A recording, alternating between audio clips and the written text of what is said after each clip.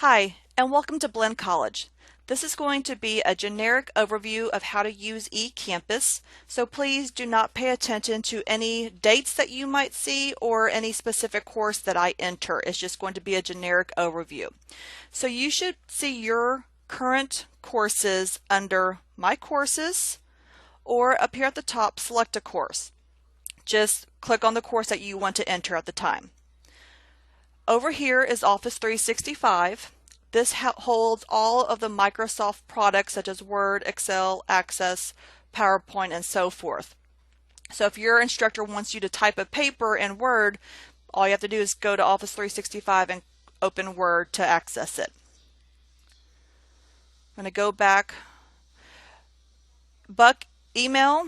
This is your buck.blinn.edu email account that you were given when you first registered at Blinn.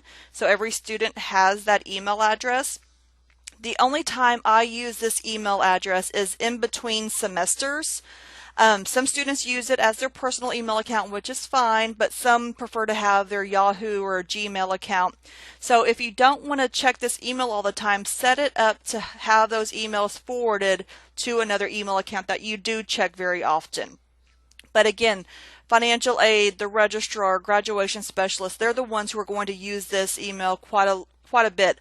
Once a semester begins, I try to only email the students within eCampus.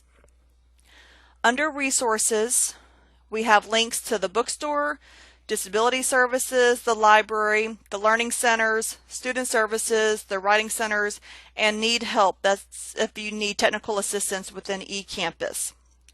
Under My Tools, I really don't know what students use or find helpful, but I would think the calendar and the email tools would be helpful. I'm not sure about the other one, so I apologize.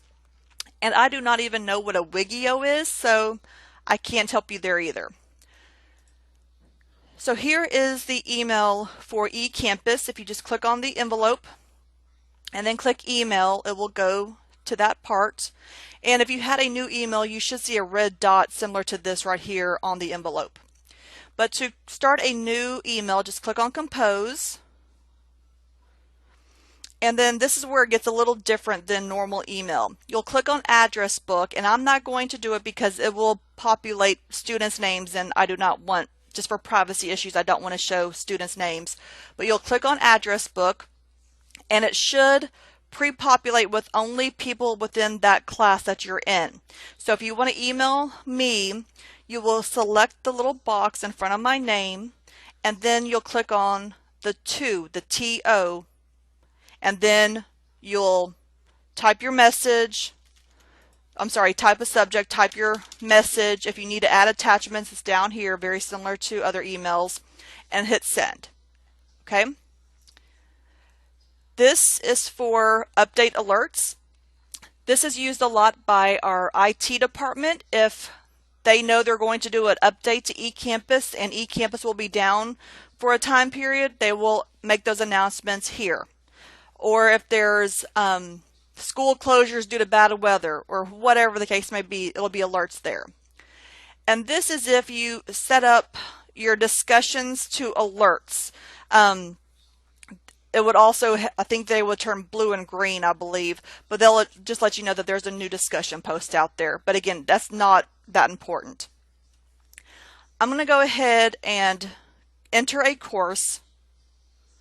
And again, this generic recording is for my courses. Other instructors might do things a little bit differently. But under the news, I will have a welcome to class, a copy of the full syllabus, and a copy of just the schedule. I highly recommend you printing out the schedule only because it clearly identifies what assignments are due, when, and what the point value is. Here is my contact information, my picture. The Blinn Alert System. I highly recommend you setting up this Blinn Alert System.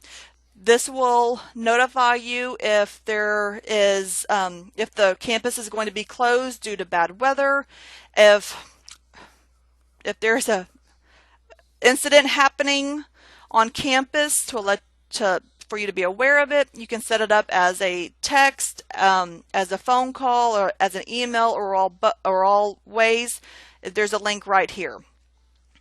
And then here is where eCampus will start listing upcoming events, and it's mostly due dates, okay? And then here's just Blend's copyright notice.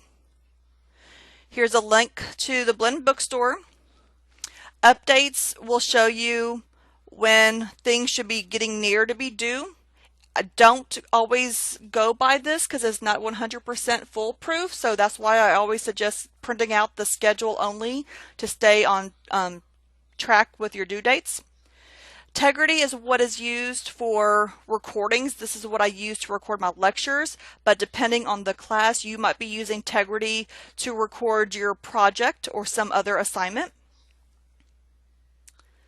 And then content is where all the information is listed for your course.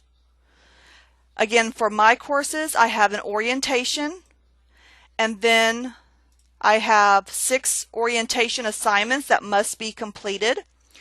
Each one, there we go, each one opens once you complete the previous one. So once you complete number 1, item 2 will open up, and then item 3 will populate, and so forth. And once you're done with all 6 of them, then chapter 1 will open. The appendices and learning resources will be different based on every single class, and then the student learning objectives are the same objectives that were found in the syllabus for the course.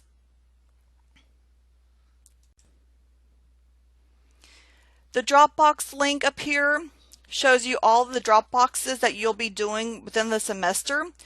But you do not even have to go to this Dropbox because everything is found under content.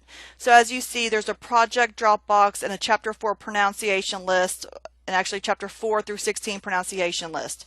Well, if I go back to content, and I'm just going to go to chapter 4, and actually I can't because I'm in student view. I apologize. I'm going to go to instructor view. I apologize. If I go to content, chapter 4, just give it a second. Here we go. Here's that chapter 4 pronunciation list Dropbox. So like I said, everything is under content tab. You do not actually have to go to the Dropbox itself. The progress tab will show you your progress, your grades, what you've submitted, how much, if you made a 4 out of 5, and so forth. I'm not going to click on it because it will show students' information. Again, resources were the same resources that you saw when I was in student view, same tools, and of course you do not see edit course. Again, this is just a brief overview of how to use eCampus. If you're still not very familiar with eCampus, please go to the orientation start here, and under technical information and tech questions,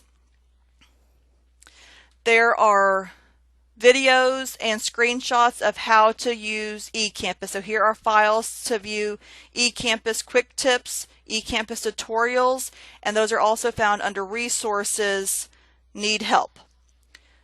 If you have questions, please let me know. I am here to help you. I want you to be successful, but again, in an online class, you have to take the initiative to ask for help. But again, I'm here to help. I want you to be successful. I hope you have a wonderful semester. Good luck.